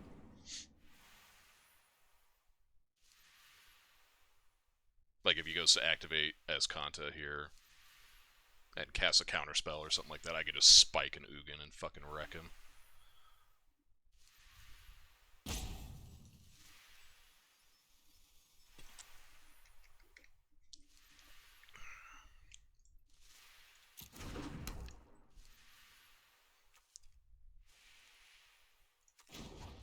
Let's see.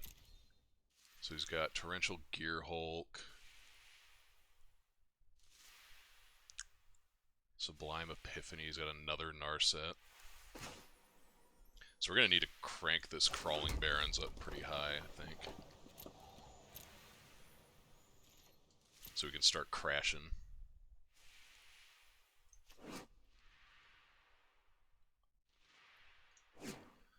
So you can't bounce Crawling Barrens, which is nice. Now his question is, do I cast... Oh, he's going to do that. Okay.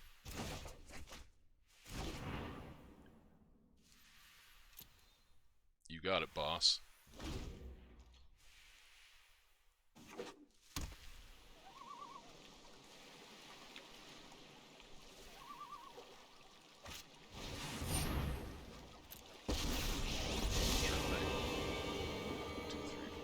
So he does still have Torrential Gear Hulk up. I'm gonna keep that in mind. Cast out, okay.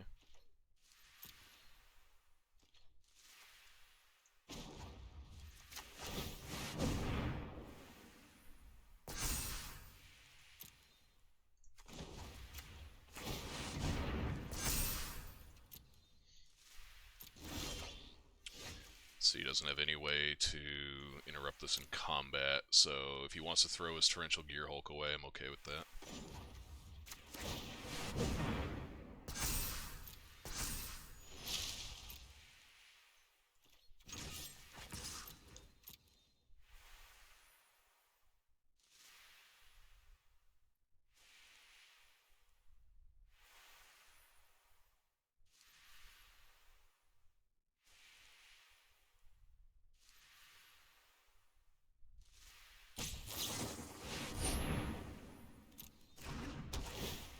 Okay. It's not going to work the way you think it works.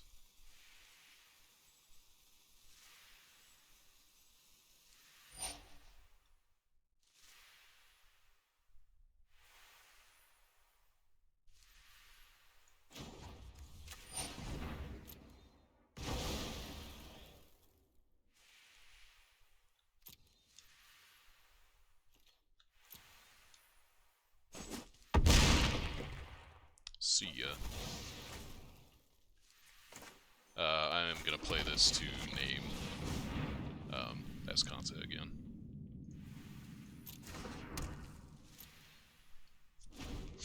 Alright, cool. Crawling Barons coming in clutch there. Yep.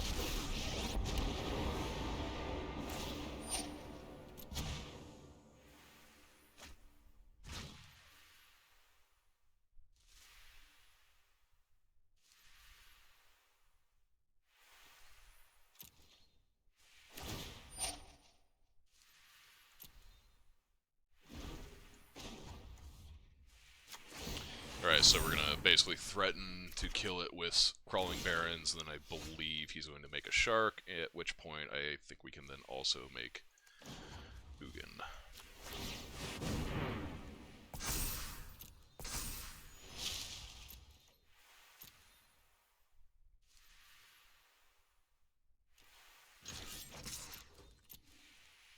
If he's smart, he won't tap all of his shit to make a token. Okay, he's got 3 up.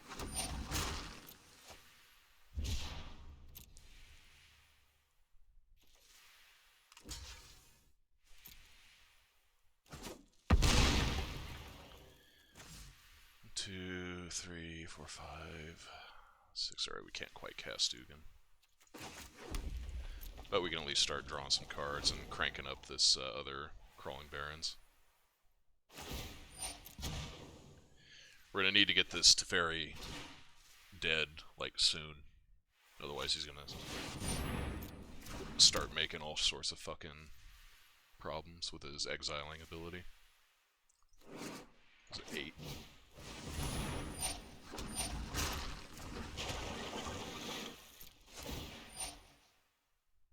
Alright, so he's going to have 3 up. He's got a counterspell, that's what he's conveying. So I've got 3, 6, 7, 8, 9, 10, 11,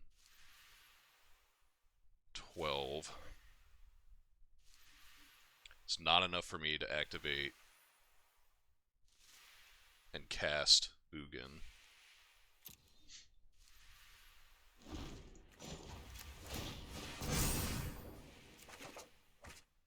Okay. We are going to get there eventually, though.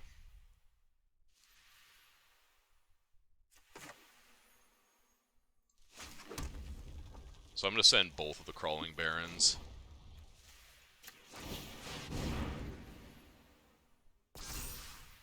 Yes.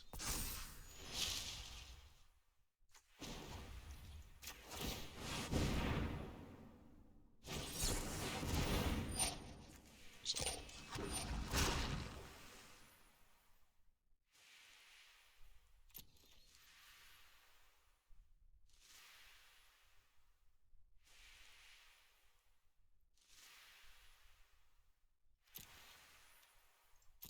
Fuck, that's annoying.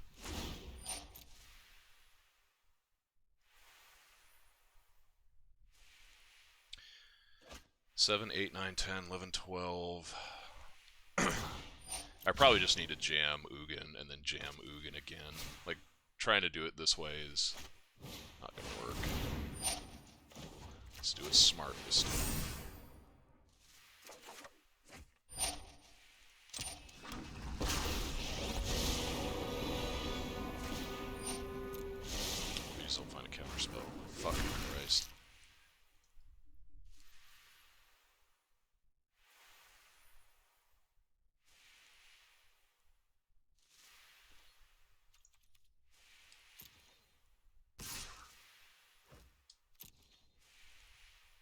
Only sending the one. I guess he's just leaving blockers back for Crawling Barrens.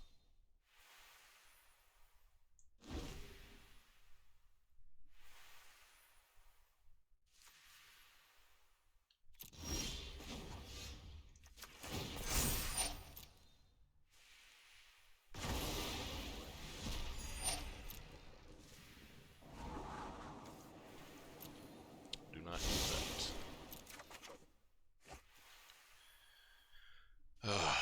Alright, well. 7, 8, 1, 2, 3, 4, 5. We're so far off from having 16 mana that I think we're just going to have to try and...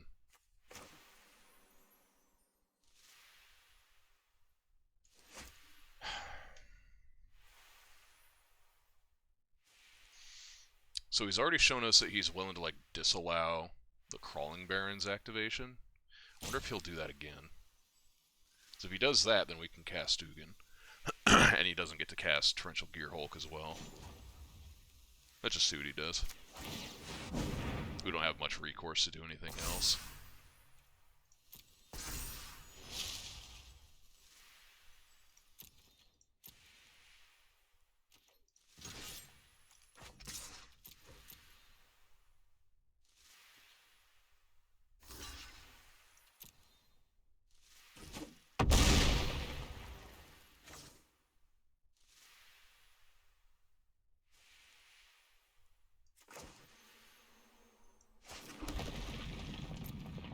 I kind of have to save this Abrade to kill his fucking Torrential Gearhulk.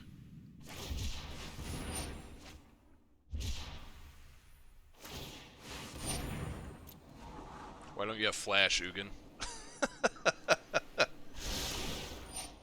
Yep. I guess that's not true. I don't have to save the Abrade for Torrential Gearhulk.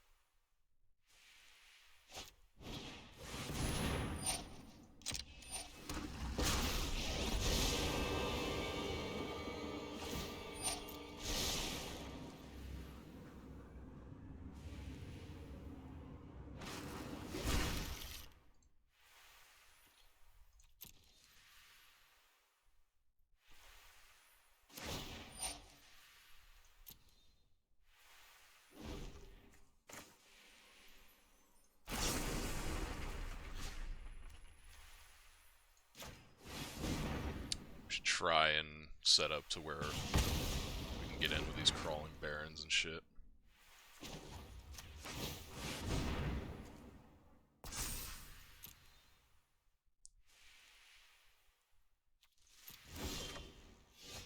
That's pretty good.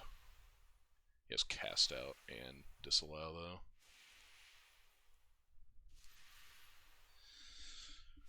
though.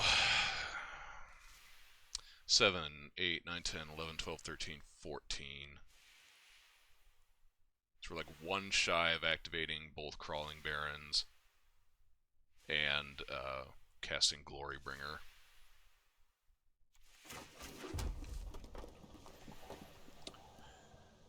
So 8, 9, 10, 11, 12, 13, 14. What can we do? He's got 2 counter spells. He can only 1, 2, 3, 4, 5, 6. He can cast them both. Ugh. Yeah, there's like nothing I can do here.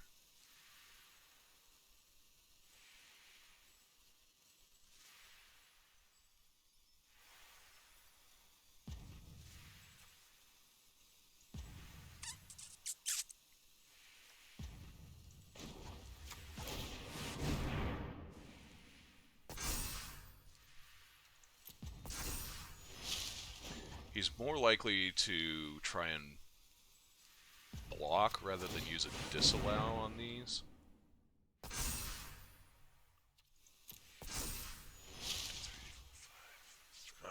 God, I wish wish I had more mana.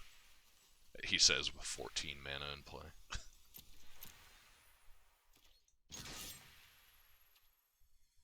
All attack, please. Thank you.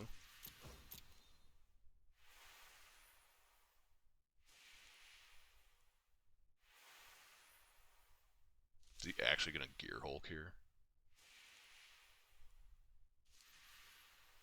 I think he should just jump. I don't know what he's dicking around for.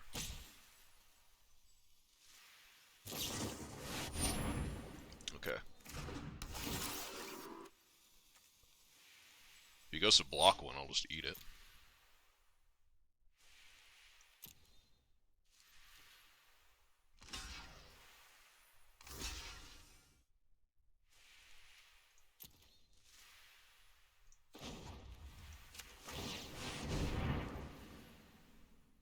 Is he gonna disallow this?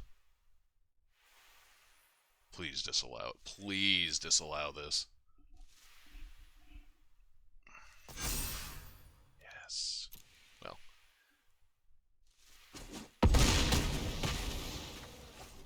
Alright, so we're down a land. On 13 mana. Go up to 14 next turn.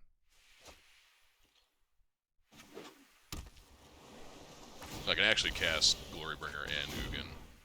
So we're going to be on 12 mana next turn.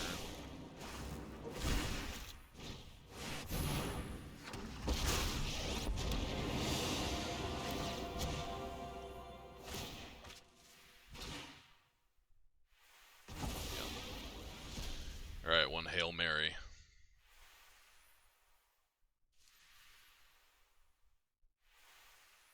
Oh, fuck, he still has a disallow. And 3 unknowns. He's probably got more counter spells.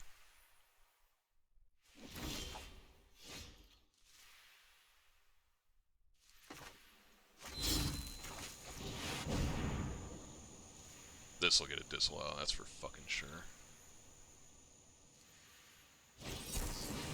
Alright, I don't need to see anymore. He's got another fucking counter spell. Well, I don't know exactly what we could have done different. We needed more of like this, more of this type of stuff to like make him spend these counter spells. But yeah, this is the kind of matchup that we don't want to play against. These are like the really hard ones. Because like you have all this kind of garbage stuff here, like Mind Stone, and I mean, where is it? This guy wasn't so bad in the matchup. It's kind of hard to develop your mana and use this, like leverage it.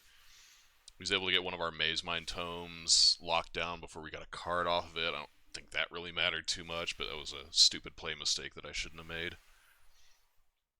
And this fucking Shark Typhoon, man, just infinite blockers for these Crawling Barons.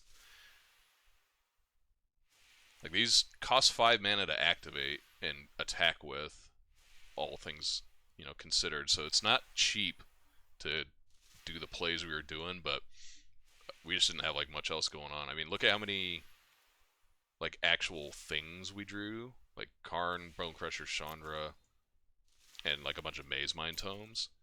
We just didn't have, like, any pressure to put them on. I wonder if it's worth having, like, Robber of the Rich or something like that in this type of matchup.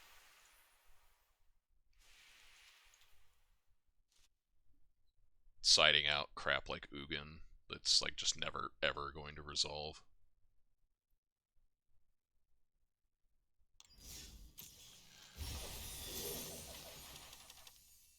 That's my first Kargan Intimidator, huh? It's a little surprising. Wow, it's 2 for 2 on Ashiya's out of packs today. Too bad I will probably never play that card.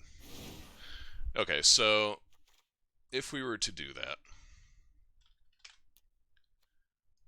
Robber of the Rich, what would we take out? I guess we could take out, like, I would want to go up the full set. I need to cut 4 cards. This Tormod's Crypt's kind of stupid. It's good against like Cling to Dust decks, I guess, but other than that, it's kind of dumb. Yeah, well, technically I was playing mono red, but we were playing like the big mono red style. I don't have the like historic mono red, like aggressive list built. Um, but yeah, I just don't think I need crypt. I'm trying to think of like what cards this would actually, or what decks would be good against. Like, it's fine against like Uro and stuff like that, but Grafdigger's Cage deals with that just fine, and this is way better against like sacrifice style decks. So I think we can cut crypt. I'm a little wary of Shadow Spear just because we don't have a ton of creatures to attack with. I think this Perilous Vault is probably fine to cut. Solemn's fine to cut. We're like gonna go for Golos before anything else. And I think this Gear Hulk is just kind of stupid. So let's cut that. I think I'd rather have the ability to cut, like, I guess I might cut all the Abrades in that matchup rather than like bank on being able to trade one for a Gear Hulk or something. And Ugin, if it ever connects, is, lights out. Like, think of that game. He had 2 cast downs, or cast out rather, locking down. Uh, it was 1 Maze Mind Tome, and I think he had a Karn underneath one as well. Plus getting rid of his Narset and his Teferi would have been nice. So yeah, if we had ever gotten Ugin down, that game probably would have been over.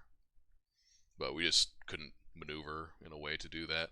At least like Robber of the Rich gives us a cheap thing we can do that pressures him to do something about it. Like, he can't just let us keep getting cards from this over and over and over again. And we can pressure Planeswalkers with it. As you saw, he didn't really have any blockers until a little bit later in the game. He like chumped 1 Crawling Barrens with a 1/1 Shark, and then like made a Shark Typhoon and started getting a bunch of blockers that way.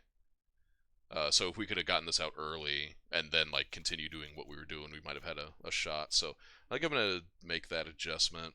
These seem like the cards that are most likely what I want to tutor for with Karn. We don't need a giant 15 card toolbox with a bunch of suboptimal nonsense. I think these are the highest impact ones that we can possibly have. And stuff like the Gear Hulk is just, kind of goof troop stuff. So I'm fine cutting that. Kind of wish I hadn't wasted a mythic wild card on it, but that's alright. We've got 10 in reserve and about 5 ready to go here, so not really hurting for him too bad. But yeah, I think this deck's a lot of fun, has a lot of play to it most of the time. Never got to do the Golos for Cascading Cataracts line and actually have it pan out. The one time we had Golos in play, just immediately bid it to a Drown in the Loch, which probably should have countered it rather than Doombladed it. And then I think we grabbed one in that matchup too. It just didn't resolve, unsurprisingly. Yeah, never actually cast Valakut Awakening. I just played this as Valakut Stoneforge every time that it came up. But I did try and sandbag it a couple of times.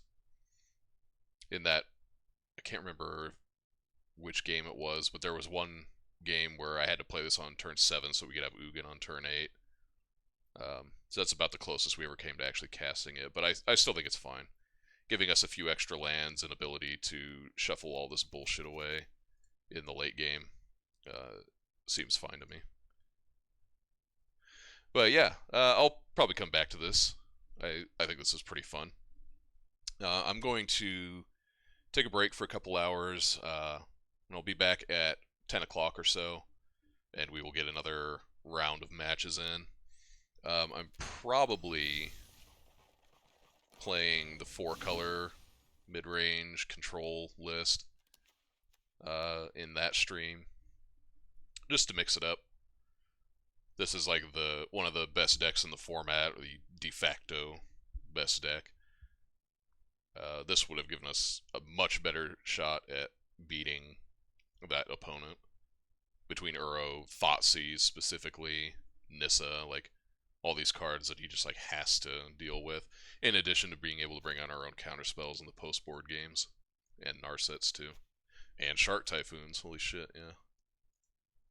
So we will be doing that a little later tonight. So hope to see you there. Hopefully this was entertaining as well. A little bit of a break from the norm in terms of most of the standard stuff you'd see in Historic. So yeah, I'm gonna get out of here. If you like what you saw, I would appreciate a follow if you're so inclined. I'll get this uploaded onto YouTube as well, so that we can, have a record of this deck. It's, I'm not going to upload like every single time, but I do think this is a little bit more unique than most Historic footage that you'd be able to watch. So if you want to check that out, it's youtube.com/canman87. And you can also follow me on Twitter at Canman87Gaming. It's where I announce when I'll be going live, what I'll be playing, things of that nature. But until 10 o'clock, hope to see you there. If not, have a good rest of your night. And I will see you guys later.